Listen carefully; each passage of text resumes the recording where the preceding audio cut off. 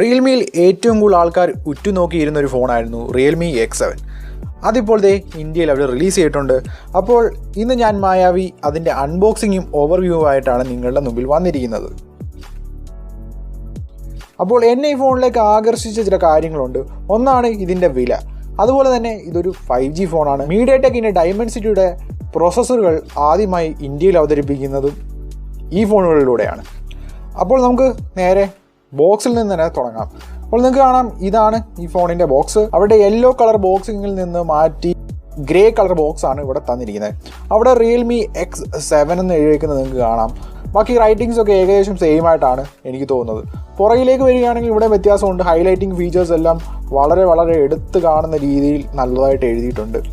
അപ്പോൾ നമുക്ക് നേരെ അൺബോക്സിങ്ങിലേക്ക് പോകാം. പുറത്ത് കവറിലൊക്കെ വ്യത്യാസമുണ്ടെങ്കിലും അകത്ത് വലിയ വ്യത്യാസങ്ങളൊന്നുമില്ല. ഫസ്റ്റ് ഒരു പേപ്പർ കേസിംഗ് ആണ് വരുന്നത്. അതിനകത്തിൽ കുറേ പേപ്പർ വർക്ക്സ് നിങ്ങൾക്ക് കാണാൻ സാധിക്കും. പിന്നെ നമ്മുടെ ഫോണാണ് വരുന്നത്. നമുക്ക് ആ ഫോൺ അങ്ങോട്ട് എടുത്ത് നോക്കിയിട്ട് അതിൻ്റെ റാപ്പറൊക്കെ റിമൂവ് ചെയ്തിട്ട് ആ ഫോണിൻ്റെ ലുക്ക് ഒന്ന് ആസ്വദിക്കാം. അപ്പോൾ ഈ സ്റ്റിക്കറും നമുക്കങ്ങ് റിമൂവ് ചെയ്യാം.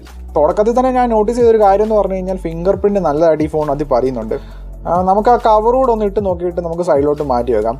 കവറൊക്കെ പെർഫെക്റ്റ് ഫിറ്റാണ്, അങ്ങനെ കുഴപ്പങ്ങളില്ല. ഇച്ചിരി ടൈറ്റായിട്ട് എനിക്ക് തോന്നി, അത് വളരെ നല്ല കാര്യമാണ്. ഈ ഫോണിൻ്റെ കാര്യം പറയുവാണെങ്കിൽ ഈ ഫോണിന് കവർ മസ്റ്റാണ്, അത് നിങ്ങൾ ഓർക്കുക. കാരണം ചെറുതായിട്ട് തൊട്ടപ്പോഴേ ഇതിനകത്തിൽ ഫിംഗർ പ്രിൻറ്റ് പതിയുകയുണ്ടായി. ഞാൻ ഡിസൈനിൻ്റെ കാര്യമൊക്കെ വഴിയേ പറഞ്ഞു തരാം. നമുക്ക് ആ ഫോൺ അങ്ങോട്ട് സൈഡിലോട്ട് മാറ്റി വെച്ചിട്ട് ചാർജറിലേക്ക് നോക്കാം. ചാർജറിൻ്റെ കാര്യം പറയുവാണെങ്കിൽ ബോക്സിനകത്തിൽ 65 വോട്ട് സൂപ്പർ ഡാറ്റ് ചാർജറാണ് തന്നിരിക്കുന്നത്.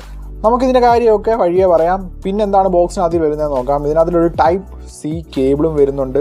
പിന്നെ അതിൻ്റെ താഴെയായിട്ടാണ് ഒരു സിം ഇജക്ടർ ടൂള് വരുന്നത്. അപ്പോൾ അതിൻ്റെ താഴെയായിട്ടാണെങ്കിൽ ഒരു 3.5mm ജാക്ക് കണക്ടറും കൊടുത്തിട്ടുണ്ട്. അപ്പോൾ ഇതിൻ്റെ കാര്യമൊക്കെ ഞാൻ വഴിയേ പറയാം. ഇനി നമുക്ക് നേരെ ഫോണിലേക്ക് പോകാം. ഇതാണ് ഈ ഫോണിൻ്റെ ലുക്ക് എന്ന് പറയുന്നത്. Full plastic ഫിനിഷാണ്. സൈഡ് ഫ്രെയിമും ഇതിൻ്റെ പ്ലാസ്റ്റിക് തന്നെയാണ് വരുന്നത്. പിന്നെ നിങ്ങൾക്ക് കാണാം, നല്ല ഗ്ലോസി ആയിട്ടാണ് ഈ ഫോൺ വരുന്നത്. ഇപ്പോൾ ഞാൻ എടുത്തിട്ട് കുറച്ച് അവിടെ വെച്ചതേ ഉള്ളൂ. അപ്പോൾ തന്നെ നിങ്ങൾക്ക് കാണാം സ്ക്രാച്ചൊക്കെ ഇതിനകത്തിൽ വീണിട്ടുണ്ട്. ആദ്യം തന്നെ ഈ ഫോൺ കയ്യിലെടുത്തപ്പോൾ എനിക്കിതിൻ്റെ ഫോം ഫാക്ടറാണ് ഇഷ്ടപ്പെട്ടത്. വളരെ ലൈറ്റ് വെയിറ്റ് ആയിട്ടുള്ള ഫോണാണ്. ഏകദേശം 180 ഗ്രാമിനോട് അടുത്ത് തന്നെ വെയിറ്റ് വരുന്നുണ്ട്.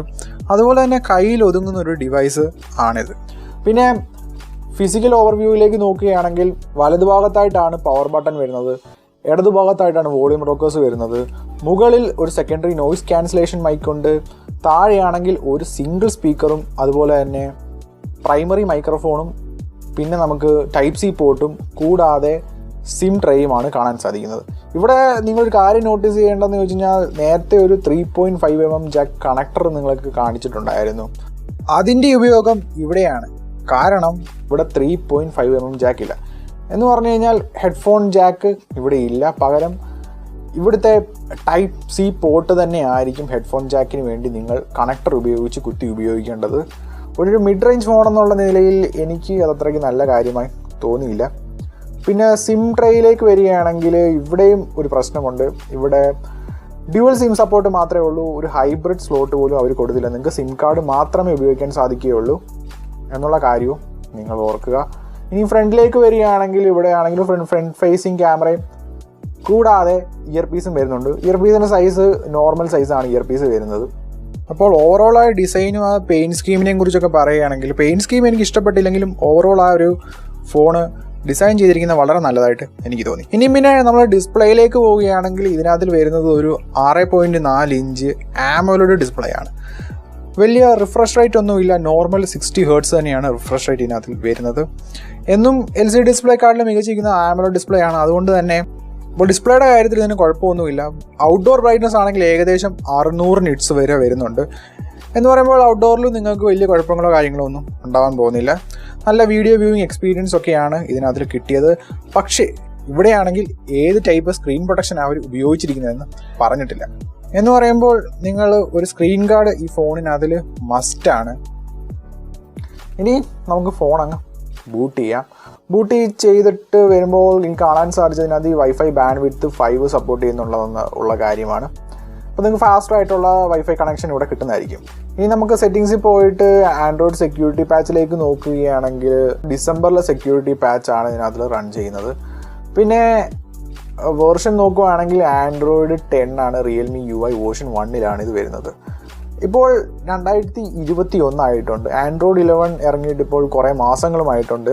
അതുപോലെ തന്നെ ഇവരുടെ റിയൽമി 2.0 പല ഫോണുകളിലും റിലീസായി തുടങ്ങിയിട്ടുമുണ്ട്. അപ്പോൾ എന്തുകൊണ്ട് ഇവിടെ റിയൽമി 2.0യും അതുപോലെ തന്നെ ആൻഡ്രോയിഡ് 11 കൊടുത്തില്ലെന്നൊരു ചോദ്യം ഇപ്പോഴും നിലനിൽക്കുന്നുണ്ട്. പക്ഷേ ഓവറോൾ നമ്മൾ UI നോക്കുകയാണെങ്കിൽ വളരെ സ്റ്റേബിളായിട്ടാണ് എനിക്ക് കാണാൻ സാധിച്ചത്.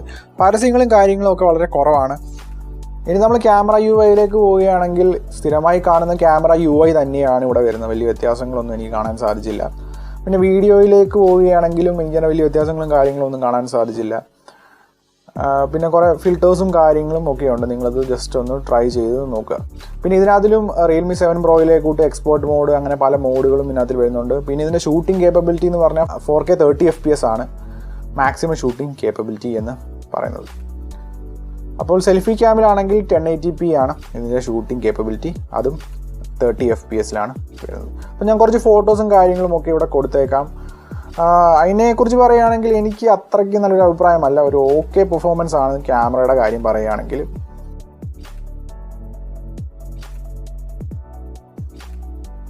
പിന്നെ ക്യാമറ സെറ്റപ്പിലേക്ക് വരികയാണെങ്കിൽ ഇവിടെയാണെങ്കിൽ ട്രിപ്പിൾ ക്യാം സെറ്റപ്പാണ് വരുന്നത്. അപ്പോൾ ഇതിനകത്തിലെ ആദ്യത്തെ ക്യാമറ 64 മെഗാപിക്സൽ ക്യാമറയാണ് വരുന്നത്. സെൻസർ ഏതാണെന്ന് മെൻഷൻ ചെയ്തിട്ടില്ല. ഞാൻ 2-3 തപ്പിയപ്പോൾ എനിക്ക് അറിയാൻ സാധിച്ചിരുന്നത് സാംസങ്ങിൻ്റെ സെൻസറാണ് ഉപയോഗിച്ചിരിക്കുന്നതാണ്. പിന്നെ ഒരു 8 മെഗാപിക്സൽ അൾട്രാ വൈഡ് ആണ്. പിന്നെ ഒരു 2 മെഗാപിക്സൽ ഡെപ്ത് സെൻസറാണ് കൊടുത്തിരിക്കുന്നത്. അതുകൊണ്ട് പ്രത്യേകിച്ച് ഒരു ഗുണം ഈ ഫോണിനില്ല. പിന്നെ ഫ്രണ്ടിലേക്ക് വരുമ്പോൾ 16 മെഗാപിക്സൽ സെൽഫി ക്യാമാണ് ഇതിനകത്തിൽ വരുന്നത്. പിന്നെ സെൻസേഴ്സിൻ്റെ കാര്യമാണെങ്കിൽ എല്ലാ സെൻസേഴ്സും ഇതിനകത്തിൽ അവൈലബിൾ ആയിട്ടുണ്ട്, IR ബ്ലാസ്റ്റർ ഒഴിച്ച്. അത് റെഡ്മി ഫോണുകളിൽ മാത്രമേ നിങ്ങൾക്ക് കാണാൻ സാധിക്കത്തുള്ളൂ. ഇനി ഫിംഗർ പ്രിൻറ്റ് സെൻസറിൻ്റെ കാര്യം പറയുകയാണെങ്കിൽ നല്ല സ്മൂത്തായിട്ടാണ് ഫിംഗർ പ്രിൻറ്റ് സെൻസർ എനിക്ക് വർക്ക് ചെയ്യുന്നത് കാണാൻ സാധിച്ചത്. നല്ല ഫാസ്റ്റ് ആയിട്ടുള്ള കാര്യങ്ങളാണ് എനിക്ക് കാണാൻ സാധിച്ചത്. പിന്നെ DRM ഇൻഫോയിൽ പോയി നോക്കുകയാണെങ്കിൽ ഇതിനകത്ത് വൈഡ് വൺ L1 സപ്പോർട്ട് ഉണ്ട്. എന്ന് പറയുമ്പോൾ ഫുൾ HD കണ്ടൻസ് നിങ്ങൾക്ക് ആമസോൺ പ്രൈം അതുപോലെ തന്നെ നെറ്റ്ഫ്ലിക്സ് പോലുള്ള പ്ലാറ്റ്ഫോമിൽ നിങ്ങൾക്ക് കയറി കാണാൻ സാധിക്കുന്നതാണ്. ഇനി പ്രോസസ്സറിലേക്ക് വരികയാണെങ്കിൽ ഇതിനകത്തിൽ വരുന്നത് ഞാൻ പറഞ്ഞായിരുന്നു, ഇന്ത്യയിലെ ആദ്യമായിട്ട് ഡൈമെൻസിറ്റി സീരീസ് അവതരിപ്പിക്കുന്ന ഈ ഫോണിലൂടെയാണ്. ഇതിനകത്തിൽ വരുന്നത് ഡൈമെൻസിറ്റി 800U എന്ന് പറഞ്ഞ പ്രോസസ്സറാണ്. ഇനി നമ്മൾ ഇനീഷ്യൽ ബെഞ്ച് മാർക്ക് സ്കോർസിലേക്കും പെർഫോമൻസിൻ്റെ കാര്യത്തിലേക്കൊക്കെ വരികയാണെങ്കിൽ ഈ പ്രോസസ്സർ എന്ന് പറയുമ്പോൾ സ്നാപ്ഡ്രാഗൺ 732Gയുടെയും അതുപോലെ തന്നെ 750Gയുടെയും ഇടയ്ക്ക് നിൽക്കുന്ന ഒരു പെർഫോമൻസ് ആണ് തരുന്നതെന്നാണ് എനിക്ക് തോന്നിയിരിക്കുന്നത്. അത് സ്കോർസിലും കാണാൻ സാധിക്കുന്നുണ്ട്. ഇതിൻ്റെ CPU അത്രയ്ക്ക് പവർഫുൾ അല്ല. 1-2 സ്കോർസ് വെച്ച് എല്ലാവരും എൻ്റെ അടുത്ത് ചോദിക്കാൻ സാധ്യതയുണ്ട്, ഇവിടെ ഏറ്റവും കൂടുതൽ സ്കോർ ചെയ്തിരിക്കുന്നത് റിയൽമി അല്ലേ എന്ന്.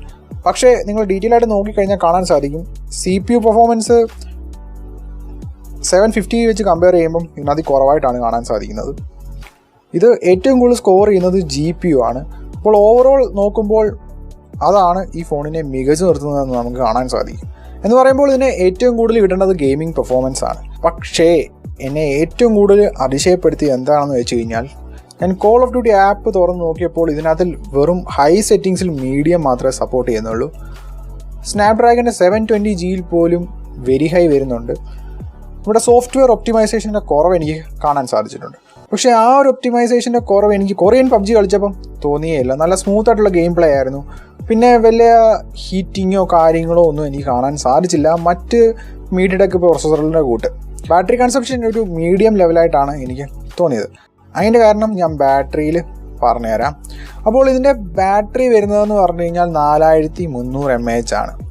ഈ ബോക്സിനകത്ത് ഞാൻ നേരത്തെ നിങ്ങളടുത്ത് പറഞ്ഞായിരുന്നു 65 വാട്ട് ചാർജറാണ് വരുന്നതെന്ന്. പക്ഷേ ഇതിനകത്ത് വെറും സപ്പോർട്ട് 50 വാട്ടേ ഉള്ളൂ. പക്ഷേ ചാർജിങ് സ്പീഡിനെ കുറിച്ച് ഞാൻ ഇവിടെ പറയേണ്ട കാര്യമില്ലെന്ന് തോന്നുന്നു. ഒന്നാമത് 4300 mAh ബാറ്ററിയേ ഉള്ളൂ, കൂടാതെ 50 വാട്ട് ചാർജിങ് സപ്പോർട്ട് ഇതിന് വരുന്നുണ്ട്. ഏകദേശം 1 മണിക്കൂറിനുള്ളിൽ ഇത് ഫുൾ ചാർജ് ആവുന്നുണ്ട്. പിന്നെ ഇനിഷ്യലി എനിക്ക് നല്ല സ്ക്രീൻ ഓൺ ടൈം ആണ് കിട്ടിയത്. ഏകദേശം 3-4 മണിക്കൂറോളം കിട്ടുന്നുണ്ടായിരുന്നു ഞാൻ കുറച്ച് നേരം ഉപയോഗിച്ചപ്പോൾ.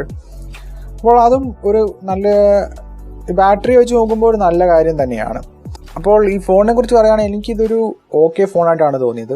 വലിയ അതിശയപ്പെടുത്തുന്ന കാര്യങ്ങളൊന്നും ഈ ഫോണിനകത്തിൽ റിയൽമി പ്രൊവൈഡ് ചെയ്തിട്ടില്ലെന്ന് തന്നെ പറയാം. ഏകദേശം റിയൽമി 7 പ്രോയുടെ കൂട്ടൊക്കെ തന്നെയാണ് എനിക്കിത് ഫീൽ ചെയ്തത്. പിന്നെ ആകെ ഇതിനകത്തിലുള്ള പ്ലസ് പോയിന്റ് എന്ന് പറഞ്ഞാൽ 5G ആണ്. അപ്പോൾ ഫ്യൂച്ചറിലേക്ക് ഒരു ഫോൺ നോക്കുന്ന ആളാണ് നിങ്ങളെങ്കിൽ ഈ ഫോൺ നിങ്ങൾക്ക് നല്ലതായിരിക്കും. അപ്പോൾ വേറെ കുറേ കാര്യങ്ങളും ഞാൻ ഈ ഫോൺ ഉപയോഗിച്ചപ്പം നോട്ട് ചെയ്തിട്ടുണ്ട്. ആ കാര്യങ്ങൾ നിങ്ങൾക്കറിയണമെന്നുണ്ടെങ്കിൽ നിങ്ങൾ കമൻറ്റ് ചെയ്യുക. ഞാൻ അതിൻ്റെ ഫുൾ റിവ്യൂവുമായിട്ട് നിങ്ങൾക്ക് വരുന്നതായിരിക്കും. Then it's me, Mayavi, signing off.